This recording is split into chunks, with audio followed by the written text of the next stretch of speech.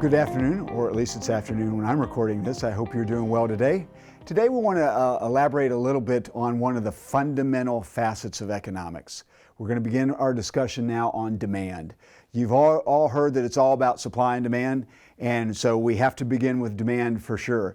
And so today what I want to think about is we're going to find out that demand curves slope downwards, and that begs a whole series of questions. What does it mean to have a demand curve? Why does it slope down, and so forth? So let's take a few minutes to go through an illustration that I have on the screen here. First of all, we have a diagram that you'll need to get familiar with as you go through the textbook to understand. And this has price of a good or service on the vertical axis, and it has quantity on the horizontal axis.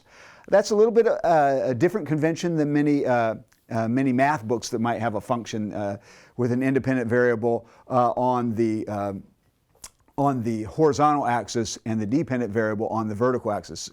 Economics for a long period of time has had a different convention, and we're kind of stuck with it. So you are too, but it's convenient for us because we get to say demand curves slope downwards, and that's how our mental image is that we can remember to always draw the demand curve in the correct direction. And so that's kind of the first thing we want to think about. And what it means is this, and I want to use this illustration to help us think about why demand curves look the way they do.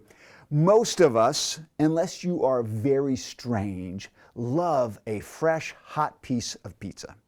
Now, you may have your own particular style, but all of us, especially if we're very hungry, when there's a football game on or something else, we would love a hot piece of pizza. And we talked about utility earlier on in one of our earlier videos, and it shows that utility is kind of this economic way of saying happiness, well-being, satisfaction, but it's this catch-all for some sort of gain or benefit that we internally have. It's a subjective feeling, we can't really define it, but we know that we feel better. And so you go after some afternoon and you've been really busy, and now there's a football game playing, and you may even go to a pizza joint where they sell pizza by the slice. Let's assume that for this example. And so you go in there and you're pretty hungry, and you would say, okay, I would like a piece of pizza. And you start thinking about that deep dish pizza, and you might be willing to pay $5 for that first slice of pizza.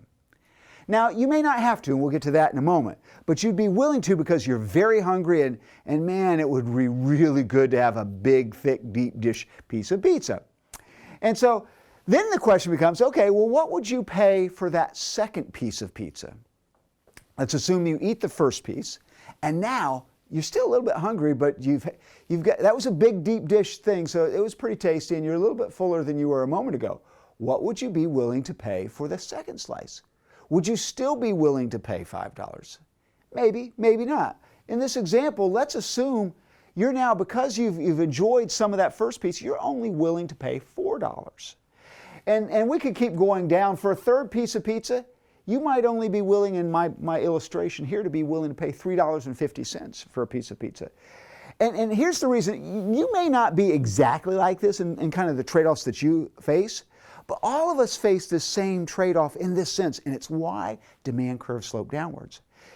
Every additional piece of pizza that you eat is satisfying a less urgent desire, want, or need, however you want to think about it, than the previous piece of pizza that you consumed. And so in economics, we assume rationality includes we apply our limited, scarce resources against the most urgent need first. So that's one reason why we know that our demand curves are going to slope downwards, because we're willing to pay more to satisfy the most urgent need. And as that need gets satisfied to some degree, and let's face it, after you have 2 or 3 pieces of pizza, even though you may still be able to eat more and may even want more, it's a less urgent need than it was prior. And so that's part of the reason why the demand curve slopes downwards. A second reason is this, and this is also fundamental for most of us. We are budget constrained. The fact that you are budget constrained means that you don't have unlimited resources, which means there's a trade-off. There's necessarily something you have to give up to be able to consume another piece of pizza. For the second piece of pizza for $4, for instance, you could have chosen to buy something else on the menu. And again, this goes back to you're going to want to satisfy your most urgent need. And now the question becomes, is a second slice of pizza the most urgent need that you have to satisfy with a limited budget? You might say, you know, maybe I'd really rather have a large soda right now. I'm pretty thirsty too. I was out and it's hot all afternoon.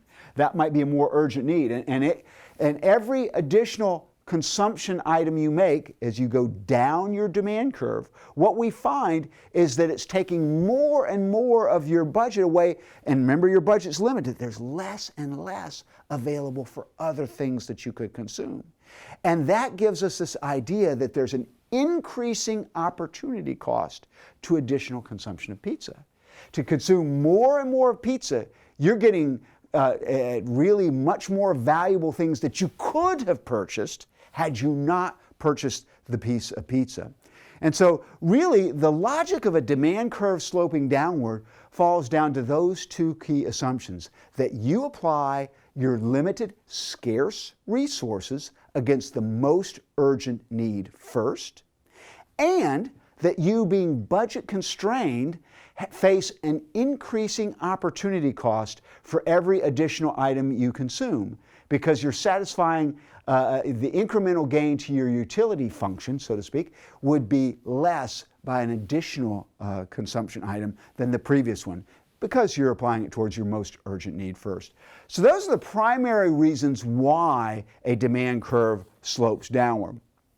And there's one other thing we should say here at this point as well with the demand curve. Notice that what this is derived from is based on what you would be willing to pay. So the demand curve represents, for instance, in the way we've drawn this pizza demand for you or I, is for one piece of pizza, one slice, we would be willing to pay up to $5. What this means is if it's $5 and a penny, you're not willing to buy it. That's kind of what the demand curve is. This is your max willingness to pay. And the reason is because greater than that 1 penny greater, now we're at the point where some other consumption item, because again your budget is limited, would have been a bigger contributor to your utility function, so to speak. And so what we have here is that's the max you're willing to pay.